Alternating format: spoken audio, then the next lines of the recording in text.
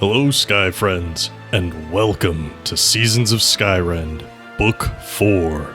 We're a custom 5e D&D adventure that focuses on the stories of our characters as they seek to change the world, and how the world responds in turn. I am your host and DM, Scott, and you can find me on Twitter at @TheScottBlake. Hi, I'm Chris, and you can find me at EwokKiller on Twitter. I play Finnigan Finn Tempest, a Tiefling Trainer, which is a Skyrend original class supported by the Metalweave Games supplement Baby Bestiary. Finn is the trainer of Cerilius, a blue guard drake. Hi, my name is Nate. You can find me on Twitter at Skyrend_Nate. I play Darvin Grimm, the human monk, and I am currently hosting Cade, the demigod of the land in my brain. Hi, I'm Shannon. You can find me on Twitter at Skyrend_Shannon. I play Aranus Grey, the god of rebellion, and I am a half-elf bard.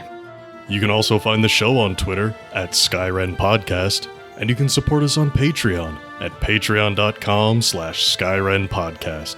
Head on over to find out about bonus chapters, early access, NPC creation, and more. Now then, thank you for joining us, and please enjoy this chapter in Seasons of Skyrend.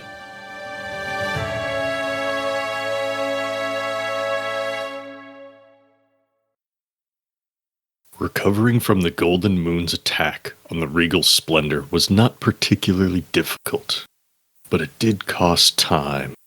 The value of that lost time, however, has yet to be determined. The pirates sped home after the attack, promising to spread word of your perceived untrustworthiness. While that may raise difficulties in the future, none of those troubles have been realized by the time you arrived in Kapras. The small semi-coastal town hasn't changed much since your last visit, except for the Well of Departure, formerly the location of Patch's shop, and then the subterranean resting places for those taken by the Withering. It has now been consumed by a huge patch of spiderwebs.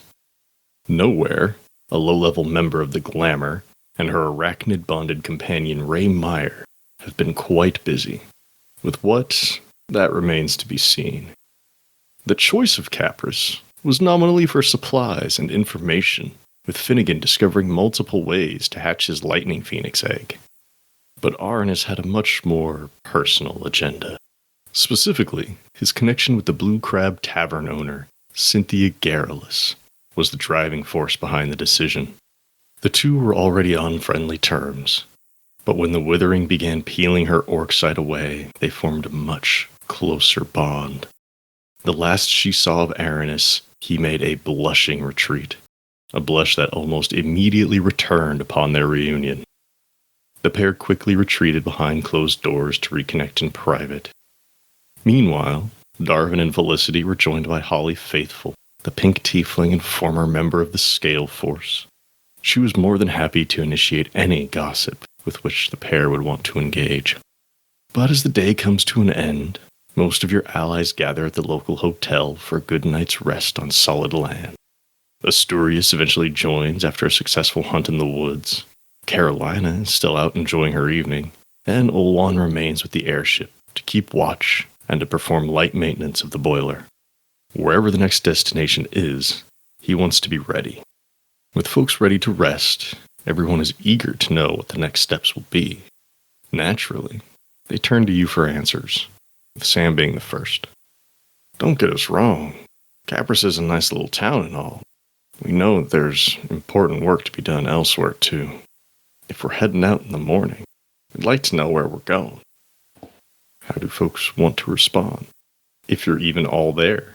I'd say mostly in case Aranus wants to still be distracted for late into the night. Oh, yeah, I'm assuming that, whatever that conversation is that we're having, right, it's not short in That's fine. Anyway. So, yeah, if he's asking this question, it is not of me. All right. Aranus is still in the Blue Crab Tavern or elsewhere with Cynthia. In which case, Finnigan or Darvin, who wants to be there to help answer this question?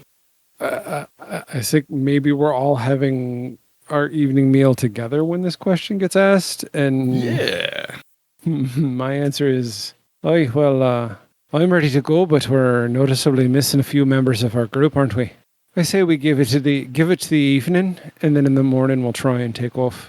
I do have a desire to try and find us a natural occurring lightning creature. What do you mean by a naturally occurring lightning creature? I did some research, and apparently there are some ways to awaken the lightning phoenix egg that I found. Now, I could use it using some lightning magic myself, but it would it would be born a true infant, given where we're headed and what we're doing. I also discovered that we could hatch at a, should we say, more progressed level of age should we find something like another lightning phoenix, a lightning dragon, a lightning elemental, something that is more naturally connected to the magic of lightning. Ah, I see. Not that there's someone out there making artificial lightning creatures. Aye.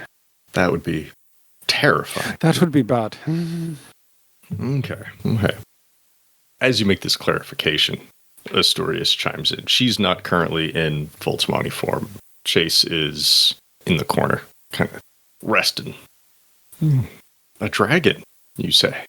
Does it matter which kind? I'm sure, as you know, both blue and bronze dragons have lightning breath. Yes. As long as it naturally has lightning breath, so likely blue or bronze would either work. Well, and it's at this point that Asturias is going to pay off that favor that she has owed you since Earl. Not that this was something, she has on a checklist, but us, we mechanically know that she owes you a favor. She owes you a solid, whether it's information or equipment or particularly helpful acts in battle. Asturias owes you, just as Morello owes Arnis, and Olwan owes Darvin. Well, it's not something that a lot of people in the Bent Bow like to really talk about publicly, because dragons are, of course, intelligent creatures. Some of them definitely smarter than any of us here at this table. But internally, there definitely is word of some groups who hunt dragons, not necessarily to kill them, but for the sport of it. And some of them have claimed trophies from dragons, of course, but the more dangerous an enemy, the more dangerous a creature, the more glory they seem to find in the hunt. Now, I can't tell you where every blue or bronze dragon would be. That's not something we keep track of, but there are a couple of note that people have been trying to hunt. I guess it really just matters on how far out of our way we want to go. Given we don't know how long we're going to be delayed here, the less out of the way, the better. You've told them that you're going to Lyranor, right? The desert continent? Okay. Well, if we want to go as little out of our way as possible, depending on where she's at, Nabazad, the bronze dragon, is up in Lyranor. She's been there for... I have no idea. She's old. She's dangerous. She's definitely powerful. If the tales are true, she moves through the sands like a snake. Definitely capable of flight, but I wouldn't guarantee that's where we would find her. The other option, a little out of the way, but since we're flying, then maybe not too much. There's Veriflox. They're a blue dragon. They are located on Celestia, and Veriflox lurks in the fractures between the islands of Celestia. Be very careful about traveling through any low-hanging clouds there, because they could be inside of one. Everything I know about both of these dragons say that they are not friendly. But I guess if you're being hunted for sports, friendly might not be your first reaction. To give you an idea in terms of the map, you're on Carricar. Celestia is to the northeast, much closer, whereas Lyranor is just straight north, up at the pole. It is a much bigger space, but it would be like, we just go directly there. Celestia is more if we wanted a little side stop in some neat terrain and a chance to see a blue dragon. I would say if we went to Celestia, that would give you more time with the Lightning Phoenix, assuming you're successful. Yeah, that's kind of what I was thinking. some time to work with it while we move towards our destination. Mm-hmm. Well, Asturias, thank you. This information will be quite helpful, and hopefully, since we'll be going as allies, or at least as non-violent acquaintances, we'd have slightly better luck than the hunters. Mm-hmm. I might even see if I can't send some prayers to Yoru and see if we can't get some aid before we leave. If you let me know which one you want to go after, I might be able to contact some others from the Bent Bow and try to get some more information about where they were last seen, who was last up there, etc., etc. Well, I don't want to make a decision without consulting the entire group, but I would like to attempt to stop by Celestia on the way to Lyranor in the hopes that I could get some time to train the young Lightning Phoenix before we put them into battle, or at least to use. Mm-hmm. As a side note, Asturias may not be in the best standing with her guild right now, seeing as she was captured and then willingly left with you. I'm not expecting miracles. But, it's not going into a guild hall to get information. This would be her sending out, letters with animals to go contact someone. Yeah. Or finding someone who can do sending or, whatever. But okay. Okay, let me know which one I should ask about. I don't want to press for too much information, but I should be able to get information on one of them. I should have an answer whenever we can consult with Arnis. Alrighty. Darvin, are you present for this dinner? For this conversation? Yeah, I think so. Okay. I think so. Okay. I just want to make sure. Because, just to give you perhaps some motivation here, although we'll see, at the mention of going to Celestia, Cade, good old Cade in your head, demigod, chimes in. As you may recall, and I don't know if Cade's mentioned Celestia before, but he will act like he did. Darvin, as you might remember, Celestia is one of the places that I know has some living land. Make a suitable vessel for me. I don't know if you're in a rush or anything to get rid of me, but me having my own body here would be tempting, to say the least. Ooh. Okay. It's not the only location, but it's convenient. Mm-hmm. Yes, as he had mentioned before, he needs living land to inhabit, not just any old clump of dirt. He knows that there's some there. Any volcano would do, and there's probably other locations as well. It's just a matter of seeking it out. Of course, if Cade leaves you, then Cade leaves you, and you no longer have any of his knowledge at your disposal. Right. Could he bless you and perhaps let you keep some of the other stuff? I don't know. We'll see. We could chat about that if and when the time comes, but okay. It feels worth pursuing. He's still looking out for himself. But also he's done me lots of favors. Maybe he's done his time anyway. His time. He's ready for parole. Yeah. It's not maybe cool to abuse his helpfulness. Other than the discussion about where to go next, is there anything that either of you want to cover during this meal, during this time together with your allies? No, not that I can think of.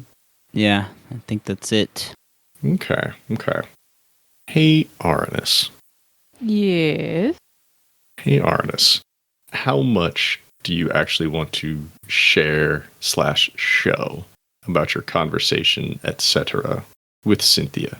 Or is this Arnis arrives late in the evening at the hotel? Or is this Arnis shows up in the morning? I'm sorry, threw me for a loop because I hadn't actually considered the second possibility until you said something right now, and now I'm trying to make a decision. The two of you could have a conversation that lasts all night. This is not anything we have to focus on. It's just I want to know, when do we see Arnis next? Yeah, I think now that you've said that, I do think it's that long of a conversation. And right, obviously everybody else in the group is going to think what they think. But I do honestly think that there is that much that she is owed as far as information goes, that the next time they see me is in the morning. Okay. In which case, it sounds like Sounds like things like shopping and paying for the hotel is going to fall on Darvin and Finnigan. All right. Kapras is a small town. They don't have a lot in terms of exotic goods. They do have some mundane stuff, of course. The city has been doing their best to rebuild after the withering. So, is there anything that you all need or want to get before leaving? Just so we can mark some money out of the pocket. Besides the rope, like if I can find myself some jerky, I'm always looking for it. Let's just roll a d20 then. Let's see if you can find any jerky. You want me to roll it? Yeah, go ahead and roll that d20. It would help if I keep it on the table. It's a good spot. It's a 6. Oh, I'm so sorry. It's okay. There's no jerky. I mean, not venison jerky. There's some pork jerky. I'm good. Okay. How are you fixed for venison jerky for Cyril? I actually haven't. Give me a second. It may take me more than a second. I can't remember where I wrote it down. I know I have it written down somewhere. Okay. Darvin, other than the aforementioned rope, is there anything that you're looking for in town? I don't think so, actually. Just the rope. Okay. Sam and Parlin. Is Parlin who I want? That's a good question. Because Carolina's not here right now. Nah, Parlin's too old. Parlin wants to help in spirit, but Parlin's not going to go out on a food run. Sam and Tonk will go out and get things like water, some foodstuffs for the galley, so you all can actually eat while you're aboard the Splendor. They'll do that in the morning. Not right now, it's too late, but they'll be able to take care of that. Okay, in which case we just need a hotel stay for, 12 people and some rope. I think we could mark it all off for 15 silver, 2 gold. Wait, is that total or 15 silver or 2 gold? Yeah, it was just a range there. Let's just call it 2 gold. Let's just not worry about the change. Okay. I'm certainly able to find enough rope, one for each of you.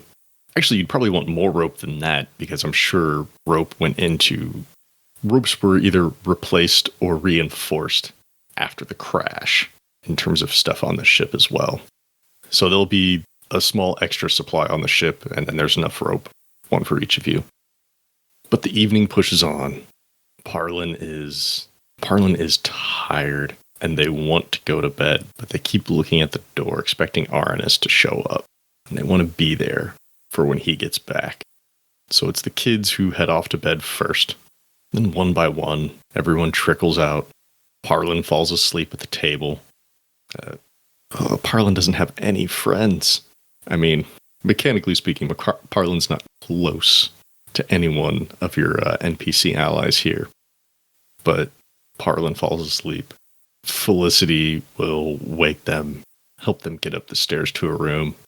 But no matter how late you stay up and stay down here in the eating area, Aranis is not returning. So unless either of you want to try to go and eavesdrop on whatever Aranis is doing, no, I guess we'll just trust him to take care of himself until the morning. Yep. Okay. Didn't know if anybody was going to be that intrusive, but okay. Nope.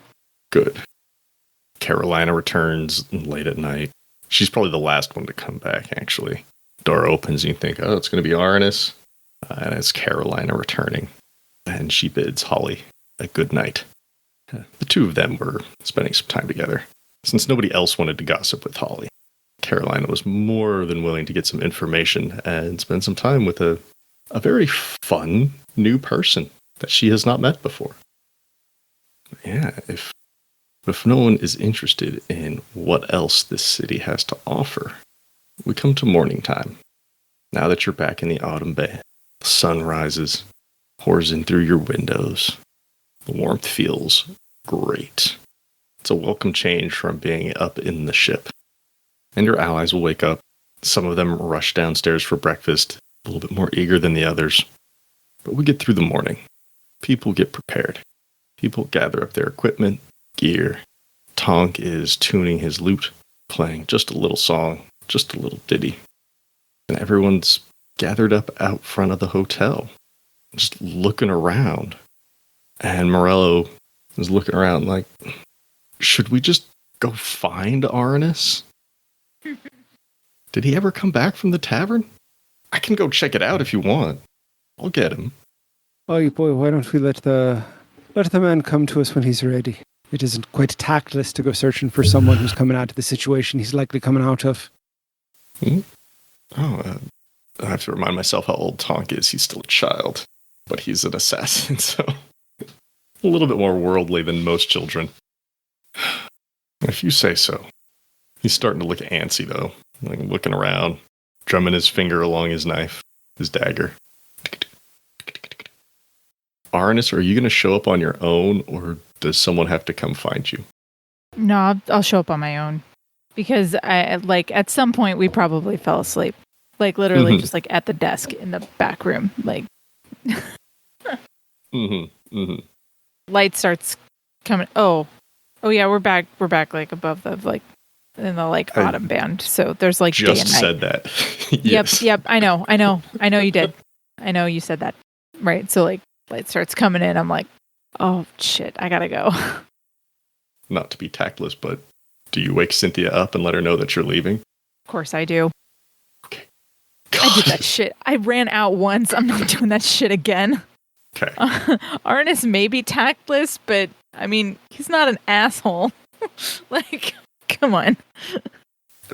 I didn't know how awkward you wanted to leave the situation again. I really don't. Okay. Like, it's fine. It's fine. Do you want to talk about this farewell with Cynthia at all, or is this just Arnis shows up?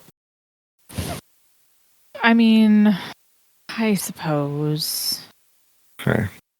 In which case, when you wake Cynthia up, it's morning. I guess we must have fallen asleep at some point, huh? Yeah. It's not the most comfortable sleeping in the office, but I've done it before. I'll survive. It's good to see you again, Arnis. I wish you could stay. Yeah. I wish I could too. But I know. This Lavesque guy, sounds like he's up to no good. And if nobody else is going to stop him, you got to do what you got to do. Yeah. I don't know how it is that you always understand. Because Cynthia's cool. She really is.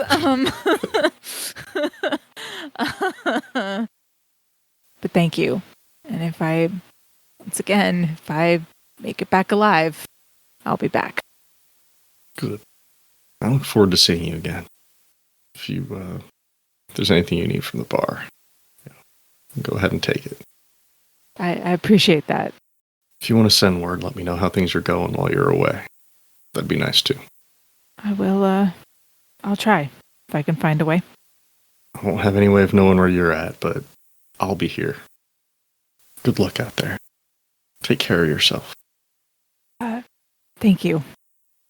I'm gonna go before I actively start crying.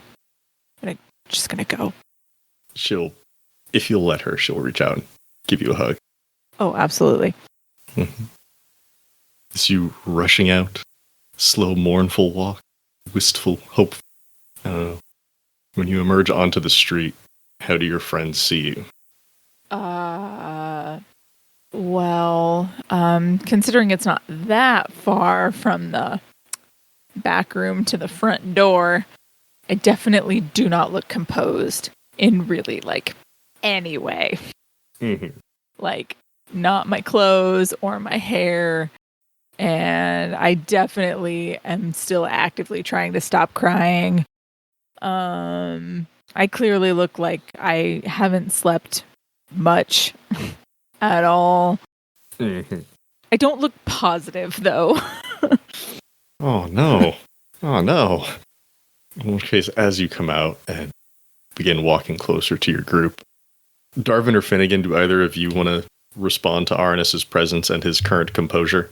No. No.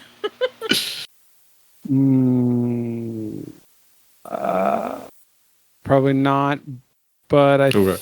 think I will /should/I'm going to say something. All right, cool. I wanted to let you guys have a chance before the NPCs did anything stupid. You mean before Ristos does anything stupid? I think Finnegan's going to keep it somewhat classy. So just slap Arnis on the back and just say, we've all been there, brother. How does a side trip sound on the way to our destination? What are you talking about? I'm just talking business, like I'm trying to get us moving. Side trip. Sure. How long? Hey, let's get some adventure under your feet. We'll figure it out on the skies. Okay. Thoroughly confused. Just 100%. Morello physically butts in between Finnegan and Aranis. You're trying to be all professional and tactful. Morello is not. Aranis, you were gone all night. Are you okay? Would you like the short answer or the long answer? I want the good answer. Not good positive, give me the good details. What's going on? I want the real answer. There we go. That's how he responds. I want the real answer. Okay. How about I tell you while we start moving? It's a longer answer than just 5 seconds here in the middle of the street. So let's just, if everybody's here and I just kind of look around everyone was waiting for me. Okay, cool. Yeah, let's start walking and I'll tell you my story, kid. We don't have to go through the whole story again. Nope. Thank you. Nope. Okay. Before we leave Kapras entirely, there is one thing that I definitely forgot about that's in Kapras, which we can totally cut out as well and not remind people about it. But, some people from Honey Hollow did end up in Kapras. They may not have new homes yet. They are probably just staying in other people's homes, who died from the withering. But there are probably some halflings and other folks here from Honey Hollow. I forgot about that, and I apologize. But since we don't want to stick around in Kapras, we don't have to make it a thing. Okay. I don't think I could honestly handle the definitive answer of whether or not Quince is here. Too many emotions already. I'm saturated. Okay. As the rest of Kapras awakes and the town comes alive again, you all make your way back towards the airship. It's not too long of a walk down the trail, through the woods a little bit. Ristos is outside inspecting the hull, making sure everything's still shipshape. Good morning, everyone. Successful trip? We got everything we need? Think so? How about a heading? Do we have that? Yes, we're going to head toward the Ernor by way of Celestia. We'll have a final information as we get it from Asturias while we're on the road. Or in the skies, I should say. Asturias chimes in, about that, Finnegan. I don't suppose you have any way to send a message. Magically speaking, she means. As opposed to just sending something through the post. As a matter of fact, I do. I have Animal Messenger. Indeed. Let me look it up and then I'll break it down for Asturias. Okay. Animal Messenger can be done as a ritual. Cool. By means of this spell, you can use an animal to deliver a message. Choose a tiny beast you can see within range, such as squirrel, blue jay, or bat. You specify a location which you must have visited and a recipient who matches a general description, such as a man or a woman dressed in the uniform of the town guard, red-haired dwarf wearing a painted hat, such etc., etc. You speak a message of up to 25 words. The target beast travels for the duration of the spell, which is 24 hours, to the specified location, covering about 50 miles per 24 hours for a flying messenger or 25 miles for other animals. At higher levels, the duration of the spell increases by 48 hours for each spell slot. So I haven't used any slots, so if we really needed to, I'm fine using I think my max level spell slot is 4 right now. Yep. So that would give us 120 hours? 5 days? Okay. I'm okay with bending the rules on the spell a little bit because this won't be a location you have visited, but this will be one that Asturias has visited. What animal do you want to use as your messenger? You've got some animals on the ship. Or do you want to just try to find a bird here in the woods? I think we could easily, between the two of us, get us a bird here in the woods. All right. I think you're going to need to roll for that. Finding animals here, sure, but getting one to come down and like actually help you out. What do you want me to roll? Let's roll some survival. You got to find a bird. This is you tracking an animal in the wilderness. Well, I am rolling like shit this evening, so I just rolled a 5. Let's see what that means. It's a 12. Okay. What type of bird do you find? Do you have an idea, or should I get you a bird? This is a pretty like typical like woodsy area, right? Yeah. I think we find like just a pretty standard like either like blue jay or robin. I think a robin works. They're cute, small little round guys. Love robins. The two of you managed to spot this robin.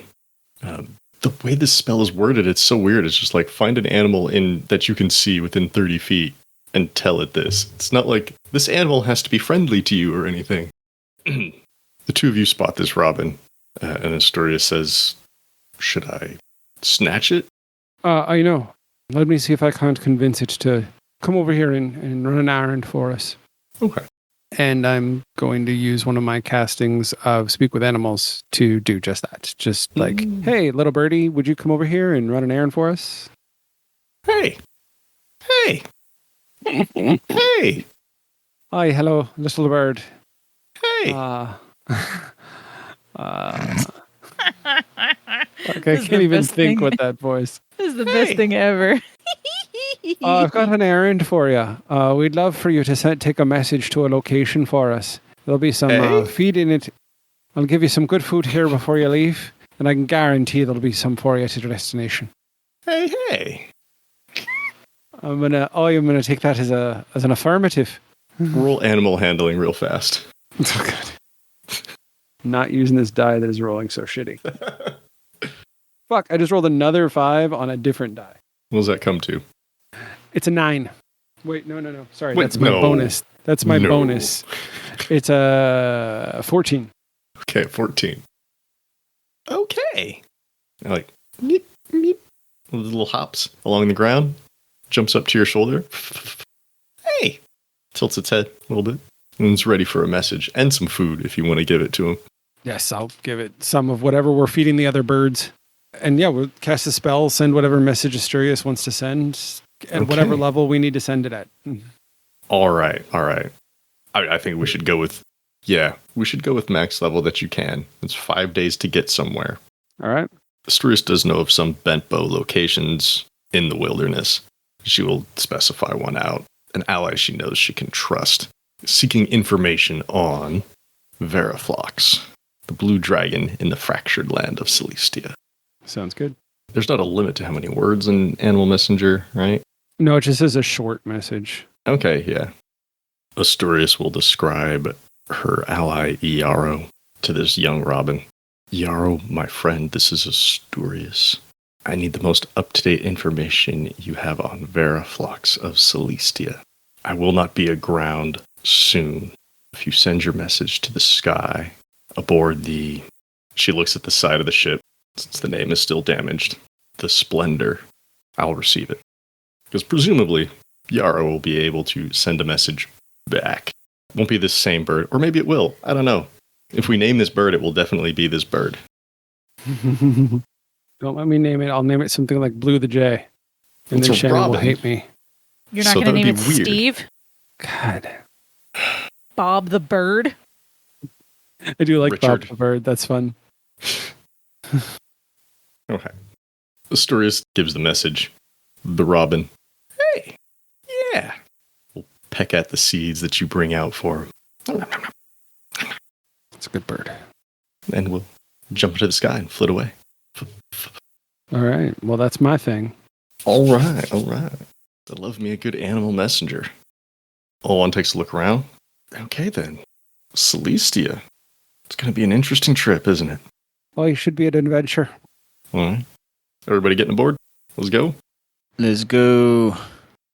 In the words of Mirabelle, let's go. Yep. Everyone gets on board the airship, and Olwan begins prepping for takeoff. The boiler heats up, and the balloon grows larger, lifts you into the sky, and he points it north. As you fly over Kapras, still fairly low in the sky, people are looking up, pointing.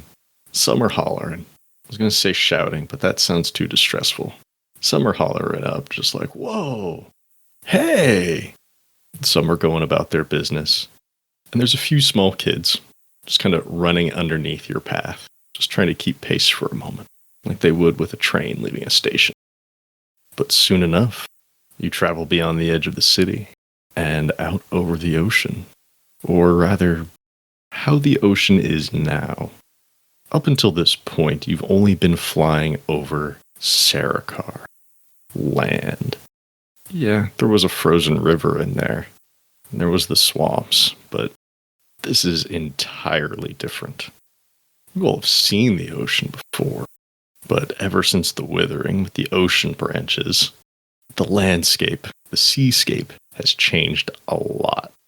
The ocean branches have grown more structured in their layout. Straighter lines, more regular intervals. But looking below you, there are places where the sea is just absent. And it's not that it gets shallow, but it's like someone cut a slice out of it in some places. And you can see right down to the bottom. You can see the coral. You can see the stones. You can see the skeletons of some animals who did not make it back into the water in time. And of course, looking farther into the horizon, you see more ships. Sailing in the ocean below. Sailing in the ocean branches themselves as well. But the journey continues northeast, farther and farther away from Carricar, until land has disappeared, and it's just you and the sky. As we travel northeast towards Celestia, is there anything people want to do before we get there? No, I'm good. I mean, aside from like just train Cyril and all that jazz. Just normal times hanging out with Cyril. Okay. Yep. Darvin or Arnis, is there anything special you want to do at this time? Not in particular for me, I don't think. Okay. I think weirdly, Arnis is probably going to spend a bit of his time like alone, like actively avoiding people just to kind of be able to like come back to himself. So he's kind of shut away somewhere. That is a difficult thing to do aboard this small of an airship. Yep. Where are you finding this privacy? I don't know. Probably in like the cargo hold, like behind boxes. Down there with the animals? Yep. So the only person I really ever see regularly is just like Finn. And Asturias. That's pretty much it. Just to kind of be left alone.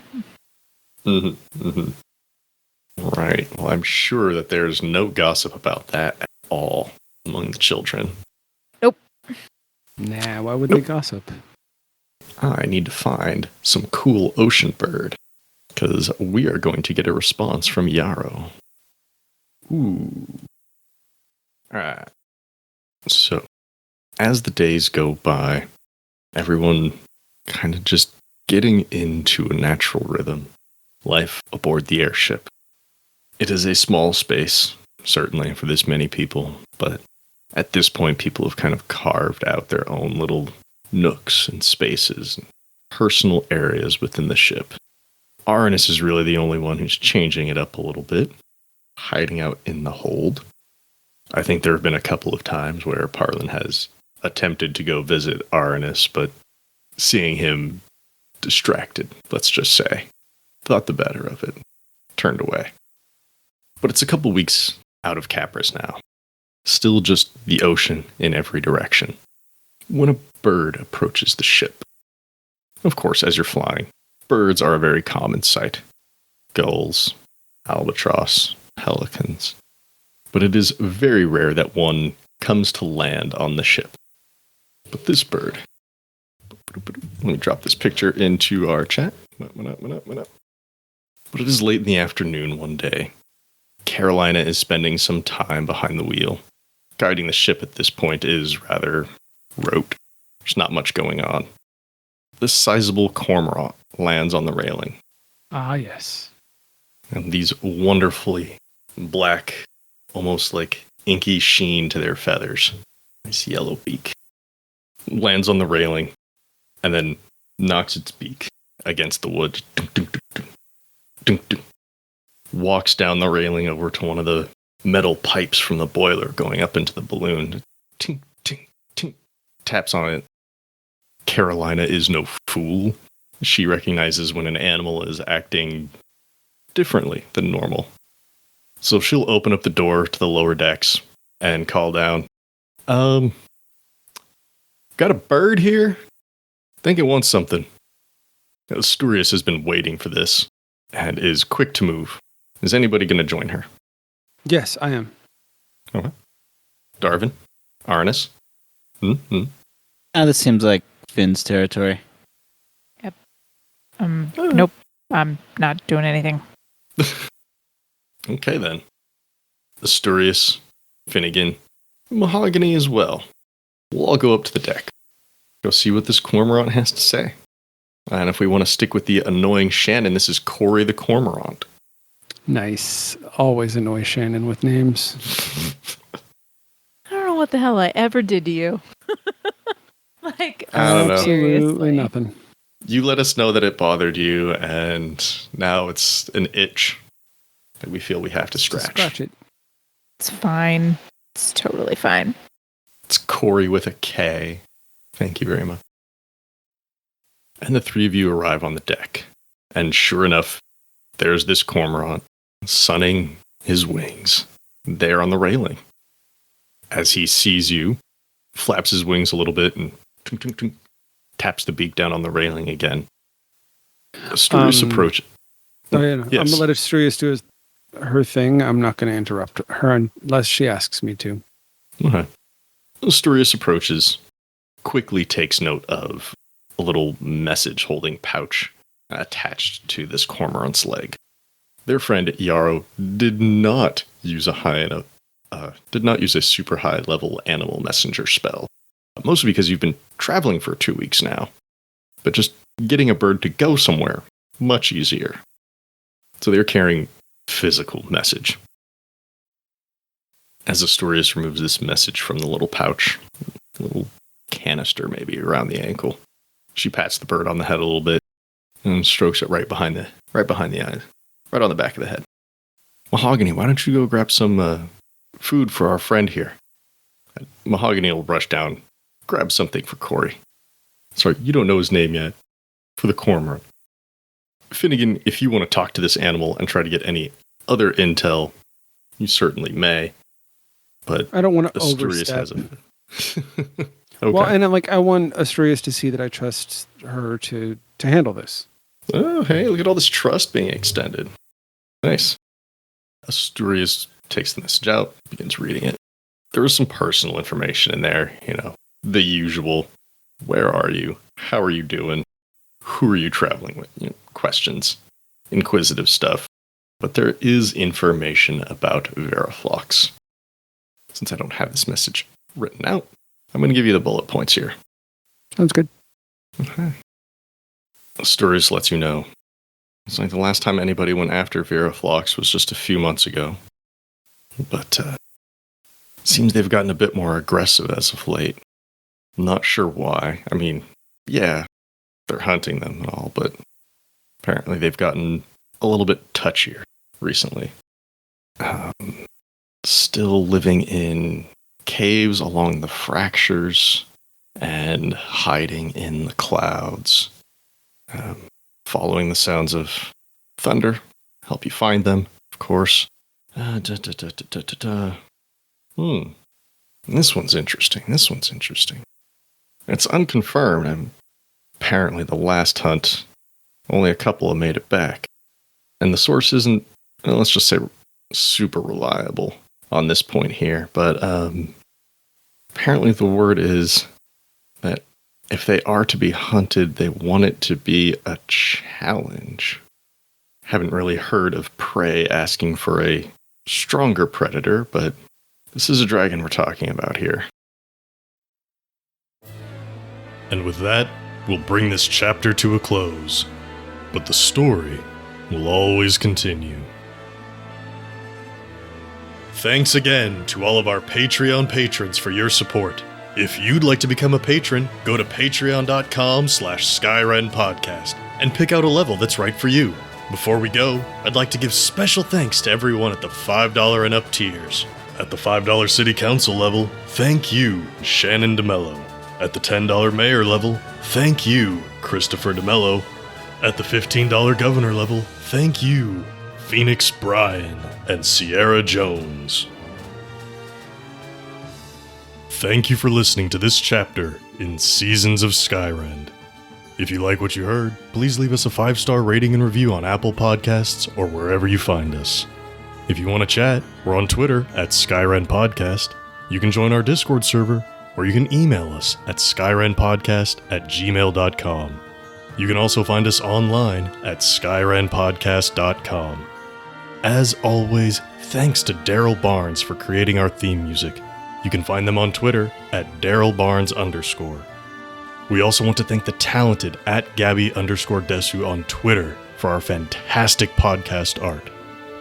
Thanks again for joining us. We'll see you next time on Seasons of Skyrend.